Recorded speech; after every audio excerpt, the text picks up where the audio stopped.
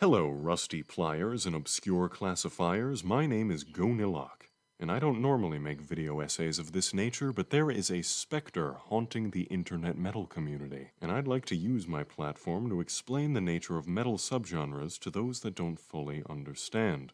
It's not unusual to see confusion and criticism, sometimes even full-on arguments, when fans begin to use more obscure terms to describe the music that they enjoy. Some examples of these terms would be war metal, brutal death metal as opposed to traditional death metal, atmospheric black metal, funeral doom metal, etc.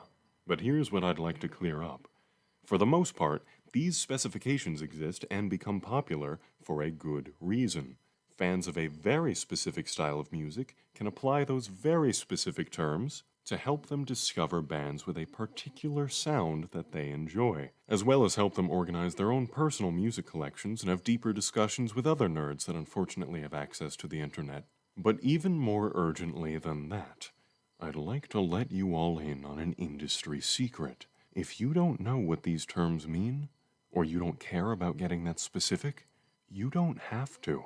Look no further than the French band, Nocturnal Depression. Great band, but that's not my point. Generally, people refer to Nocturnal Depression as depressive, suicidal black metal. If my enunciation of the words depressive and suicidal there made you recoil in confusion and shock horror, you can simply refer to them as black metal, and you'd still be correct, and everyone would still know what you meant in the right context. But if your hands are still trembling, if the adjective black put the fear of God into you, then don't worry. We can go shallower. Nocturnal Depression could also be described simply as a metal band, once again just as valid as any of the other terms. Every single one of those layers has a specific and a consistently applied and agreed upon definition, all of which apply to Nocturnal Depression. What matters most is your personal investment in the music. If you don't care, you don't have to. And if you do care, you can cater your obsessive behavior to reflect only the music that you love the most. For example, if you're deep in the doom sauce, you might want to consider Saint Vitus as traditional doom metal, Candlemas as epic doom metal, and Mournful Congregation as funeral doom metal.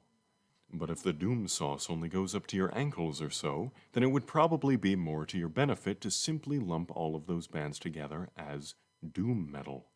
You can get specific about one branch of metal while neglecting everything else, you can get specific about a few branches of metal, or you can waste your precious youth by neurotically attempting to understand absolutely everything that's out there. But who would do such a thing? That pause was to emphasize the irony, but jokes aside, it's unrealistic to expect everybody to care about the exact same things when it comes to something as subjective as enjoying music.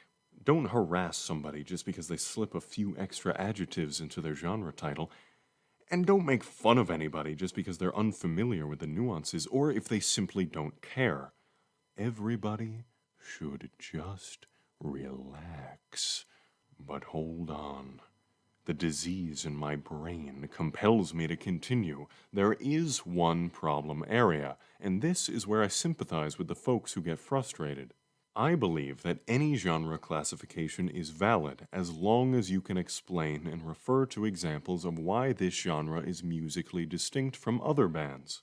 If you can't find a consistent way to do that, then the genre probably doesn't need to exist.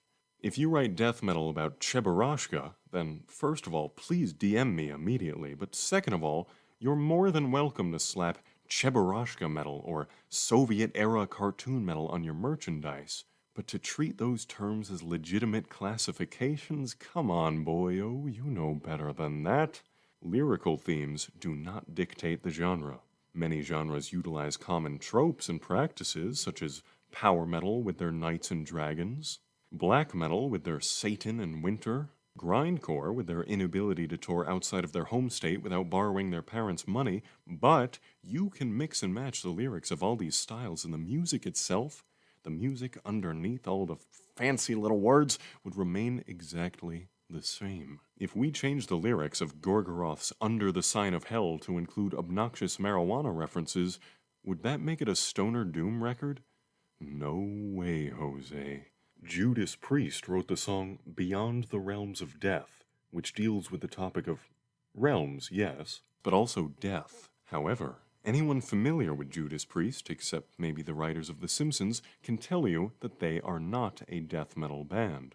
I suppose you could make your own playlist titled Songs About Death, and Judas Priest would fit nicely right next to the likes of Necrophagia and Cannibal Corpse, but that is not the same thing as a genre, you dig? I understand that some of this stuff might seem complicated or even arbitrary, but at the end of the day, we're all just trying to effectively communicate about something we're passionate about. I hope this video cleared up any confusion you may have had, and if you still have questions, just keep exploring. There's not always a right answer anyway. Nobody's expecting you to become an expert overnight. That would take at least a day and a half. Speaking of which, I'll be tracking you down in exactly a day and a half to test your knowledge. I'll see you then, but until that time, have a beautiful day, babies and gentlemen.